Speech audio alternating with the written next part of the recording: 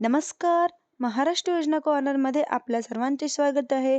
निराधार जी योजना आहे तर राज्यातील दिव्यांग मानधन या योजनेच्या लाभार्थ्यांना आता एप्रिल महिन्याच्या हप्त्याचं वितरण संदर्भातील काही अपडेट आपण बघणार आहोत की महत्त्वपूर्ण अपडेट आपण आजच्या व्हिडिओमध्ये बघणार आहोत की निराधार योजनेच्या मानधनाच्या वितरणासाठीची प्रक्रिया ती 9 एप्रिल 2026 पासून 10 एप्रिल रात्री 9 वाजेपासून तर पार पाडण्यात आलेले आहे.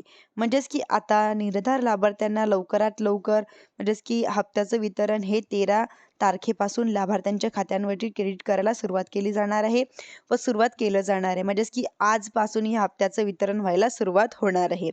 योजनेच्या लाभार्थ्यांना खात्यांवरती एप्रिल महिन्याचा जो मानधन आहे तो जमा केला जाणार आहे.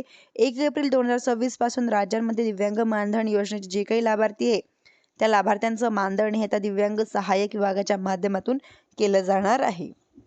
आणि आता या मानधन वितरण केलं जात आहे. यांच्यापैकी आता निराधार योजनेचे 1500 तर दिव्यांग वेतन हे या योजनेचे 2500 रुपये म्हणजे अर्थात की आता त्यांना 2500चं मानधन या 13 तारखेपासून त्यांच्या खात्यांमध्ये जमा होणार आहे. धन्यवाद.